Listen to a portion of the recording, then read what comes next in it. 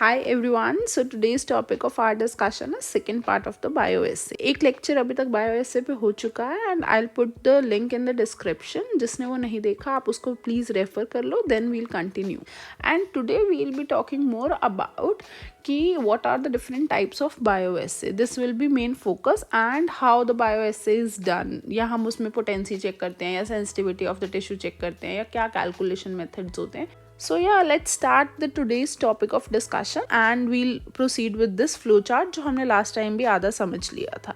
हमने सबसे पहले क्या करना है कि हमने सारा का सारा organ bath arrange कर लेना है और organ bath में adjustment कर लेनी है. अब adjustment liver होना चाहिए, balance होना चाहिए, हमें animal पता होना चाहिए कौन सा tissue लेना है, कौन सा experiment perform करना है, फिर उस tissue को हमें extract कर लेना है और उसको अलाइव रखने के लिए हमें फिजियोलॉजिकल सॉल्ट सॉल्यूशन में डाल देनी थी. फिर टिश्यू को अटैच कर देना है ऑर्गन बाथ से.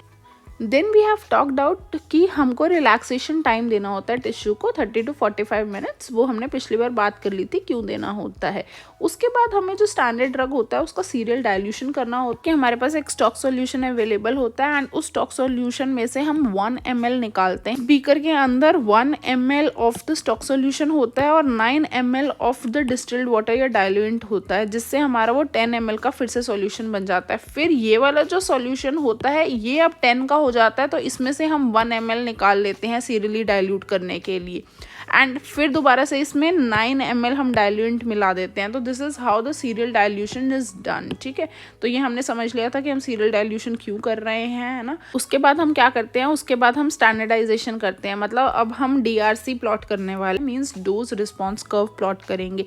तो उसमें हम क्या करते हैं, स्टैंडर्डाइजेशन करते हैं. स्टैंडर्डाइजेशन का मतलब कि फर्स्ट 2 डोजेस जो हमारी होंगी वो सेम होंगी. मान लो 0.1 ml 0.1 ml हमने लिया और उसका रिस्पॉन्स देखने के लिए कि वो सेम आ रहा है या नहीं आ रहा, to remove all the error and to make it equipotent कि इसकी रिप्रोड्यूसिबिलिटी सेम है, इसकी सेंसिटिविटी टिश्यू की सेम है या नहीं है.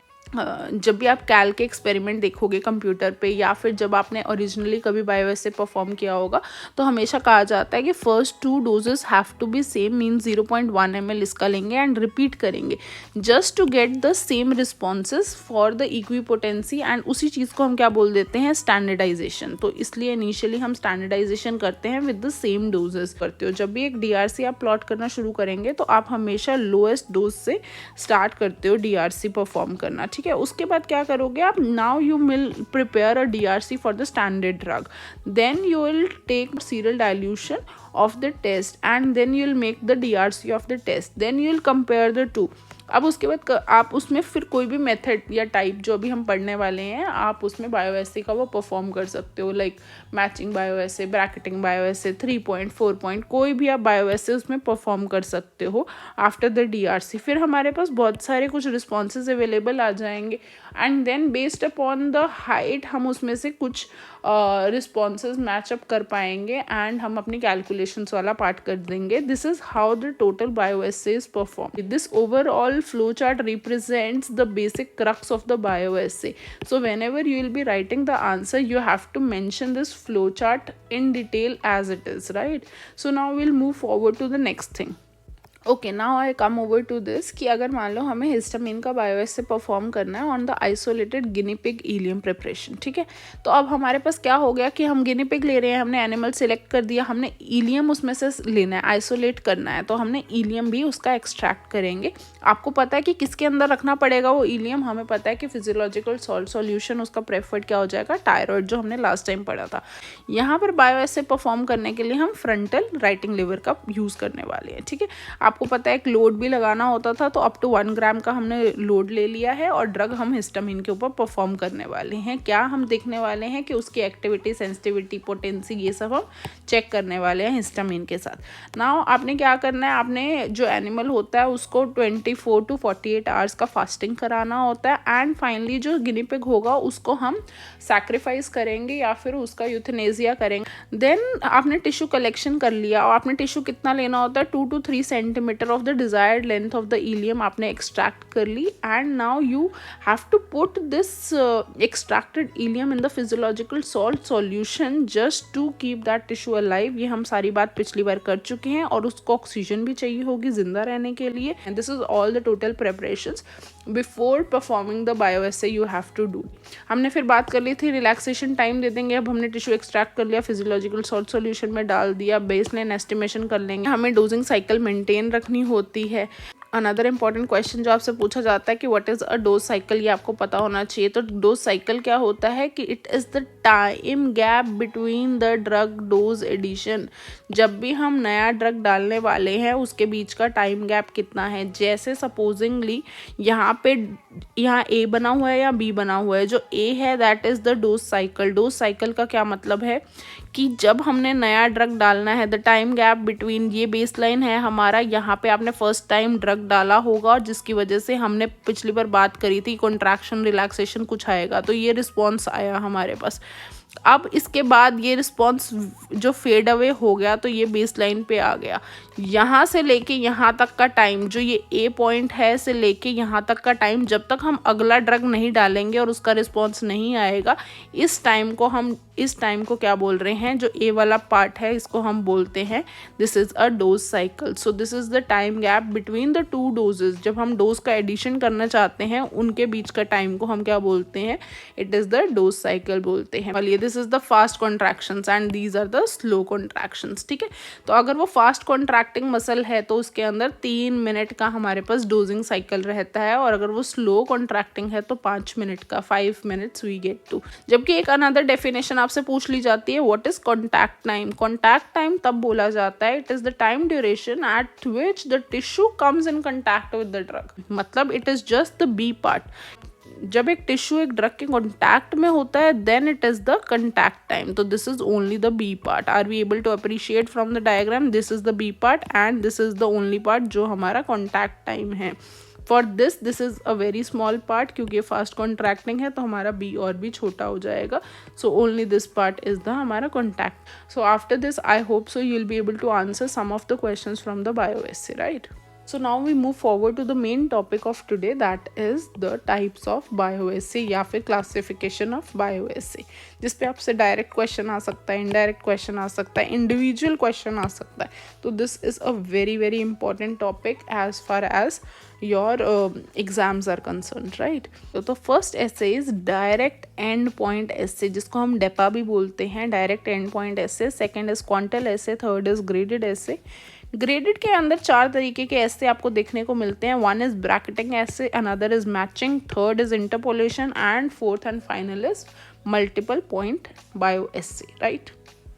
जब हम मल्टीपल पॉइंट की बात करते हैं तो 3 पॉइंट हो सकता है, 4 पॉइंट हो सकता है, 6 पॉइंट हो सकता है, 8 पॉइंट हो सकता है। इस तरीके का आपको बायो एसे देखने को मिलेगा, right. Okay, now I come over to the direct end point assay. Direct end point assay का क्या मतलब हो, पहली बात वो डायरेक्ट एसे होने वाला है। डायरेक्ट एसे का क्या मतलब होता है कि the response which is produced by the test drug is compared with the standard drug. Test और स्टैंडर्ड को ही हमने कंपेयर करना है, अभी तक हमने यही बात समझी। मान लो जो सिंगल डोज होगी या स्पेसिफिक डोज होगी वो निकाला जाता है। रिस्पॉन्स आपको पता है क्या आने वाला है, यहाँ पे एंड आने वाला है। And point is the response. And point आने वाला है तो हम बहुत जल्दी रिकॉग्नाइज कर सकते हैं, मतलब यहाँ पे जो ड्रग की डोज होगी वो बहुत ज़्यादा होगी, जिससे कि रिस्पॉन्स सिर्फ एंड वाला आएगा, कुछ बीच का आएगा ही नहीं, ठीक है। इन द केस ऑफ डेपा एग्जाम्पल क्या हो जाएगा कि digitalis assay in the cats, मतलब आप डिजिटैलिस देते रहोगे जब तक उसका एंड पॉइंट रीच ना हो जाए या फिर cardiac arrest in the guinea pigs आ जाए। मतलब in both the cases you will get the end point, मतलब जिसके अंदर टॉक्सिसिटी ही हम सिर्फ चेक कर सकते हैं और कोई चीज़ चेक ही नहीं कर सकते। आप इसमें कैलकुलेशन कैसे करते हो, आप इसमें कैलकुलेशन करते हो threshold dose of the standard लेते हो upon the test is equals to the concentration of the test upon the concentration of the standard, and हम कॉन्सेंट्रेशन ऑफ द अननोन ऐसे चेक करते हैं, हम standard by test into the concentration of the standard. This is our formula which you should remember for the direct endpoint assay. Now we come to the advantages. इस method का advantage क्या है कि ये फटाफट से हो जाएगा, easily रिकोगनाइजेबल होता है, क्योंकि एंड पॉइंट आना होता है तो बहुत ईजी हमें पता लग जाता है कि this is the end point, ठीक है। और जो हमारा ड्रग का इफेक्ट होता है that is directly proportional to the dose. आपने कितनी डोज दी है उस हिसाब से ही हमारा रिस्पॉन्स आएगा। मतलब आप कम ड्रग दे रहे हो तो कम रिस्पॉन्स आएगा, ज़्यादा, और हम यहाँ तो बहुत ही ज़्यादा दे रहे हैं तो हमारे पास डायरेक्ट एक एंड पॉइंट वाला ही रिजल्ट आएगा और हम इससे जल्दी से जल्दी एंड पॉइंट का डिटेक्शन कर सकते हैं। तो मतलब आप कहाँ यूज़ कर सकते हो, सिर्फ टॉक्सिसिटी वाली स्टडीज़ के लिए आप इस एसे को यूज़ कर सकते हो। बट यहाँ पे डिसएडवांटेज क्या है कि सिर्फ हाई डोज या टॉक्सिसिटी स्टडी पॉसिबल है और डोज रेंजिंग आप इसमें नहीं कर सकते हैं एंड आप इसमें रिप्रोड्यूसिबिलिटी भी नहीं कर सकते हैं। और इन्होंने बायोलॉजिकल वेरिएशन तो लिया ही, इसीलिए हमने इसको बहुत ज़्यादा प्रेफर नहीं किया। तो डेपा कभी भी बहुत ज़्यादा प्रेफर नहीं किया गया। Now we come to the quantal assay. ठीक है, दो तरीके के ऐसे आपको देखने को, एक तो एंड पॉइंट हो गया, उसको छोड़ दो, उसके अलावा दो तरीके के हैं, क्वांटल एसे और एक ग्रेडेड एसे, राइट। जो क्वांटल है, क्वांटल का क्या मतलब है कि हमने यहाँ पे ऑल और नन फिनोमिना मिलता है, या तो आपको येस में आंसर मिलेगा या आपको नो में आंसर मिलेगा, ऑल होगा या नन होगा। मतलब आपने कोई दवाई दी जिसकी वजह से आपके कन्वर्जन्स आ रहे थे कोई भी एनिमल को या पेशेंट को, तो या तो पूरे के पूरे कन्वर्जन रुक जाएंगे या फिर पूरे के पूरे कन्वर्जन नहीं रुकेंगे। तो it is all and none phenomena. कभी आपने ये सुना है कि कन्वर्जन आधे आए और आधे नहीं आए, दौरा या तो पूरा रुकता है या नहीं रुकता है। क्या मल्टीपल डोजेस दी जाती हैं, ऑल एंड नन फिनोमिना देखने को मिलता है। हमें क्या देखने को फटाफट मिल जाए, या तो पेशेंट की डेथ हो जाएगी या पेशेंट सर्वाइव कर जाएगा। तो दिस इज येस और नो वाला सिचुएशन। इसके अंदर हम DRC प्लॉट करते हैं। ये बहुत इंपॉर्टेंट चीज़ है कि हम log dose response curve perform कर रहे हैं क्योंकि हमारे पास मल्टीपल डोजेस हैं। एक चीज़ हमेशा याद रखना है कि जब भी आपसे कोई पूछता है कि बायो एसे के अंदर आपने लॉग डोज परफॉर्म क्यों किया, DRC हर उसमें नहीं की जाती, बट डोज रिस्पॉन्स कर्व हमेशा इसलिए परफॉर्म किया जाता है क्योंकि आपको इतने सारे रिस्पॉन्सेज अगर आप एक नॉर्मल ग्राफ के ऊपर प्लॉट करना शुरू करेंगे, जैसे मान लो 0.1, 0.2, 0.3 में ऐसे ऐसे लेके इन्फिनिटी तक डोजेस जा सकती हैं, जिसमें आप प्लॉट करने बैठोगे तो आपका ग्राफ छोटा पड़ जाएगा। तो मतलब आप यू कांट एस्टिमेट कि आपका प्लॉट क्या बन रहा है। इसलिए फॉर द ईज हम क्या करते हैं, जो DRC होता है उसका हमेशा लॉग DRC ले लेते हैं। तो लॉग लेने की वजह से क्या हो जाता है कि आपको ईजी कैलकुलेशंस हो जाती हैं and it is easily plottable on the graph paper. So कि आपने एक DRC प्लॉट किया विद लॉग डोज रिस्पॉन्स, अब आप उसका रिस्पॉन्स कैलकुलेट कर सकते हो। यहाँ पे आप लॉग डोज लगा देते हो और इस तरफ आप रिस्पॉन्स प्लॉट करते हो, फ्रॉम दिस एंड आप रिस्पॉन्स प्लॉट करते हो। एक चीज़ और क्या ध्यान रखने वाली है कि हम यहाँ पे जो स्पेशली इन द क्वांटल एसे हम क्या कर रहे हैं, हम प्रोबेट प्लॉट यूज़ कर रहे हैं। प्रोबेट प्लॉट का क्या मतलब होता है कि प्रोबेबिलिटी एनालिसिस, हम एक प्रोबेबिलिटी पे एनालिसिस कर रहे हैं। मतलब यूजुअली जो हमारा ग्राफ होने वाला था वो एक सिग्मॉइड कर्व होने वाला था, but with the probate plot हम उसको एक स्ट्रेट लाइन बना पा रहे हैं। क्योंकि हमें स्ट्रेट लाइन इसलिए चाहिए कि हम उसमें से एस्टिमेशन ले सकें कि हमारी डोज कितनी हो सकती है।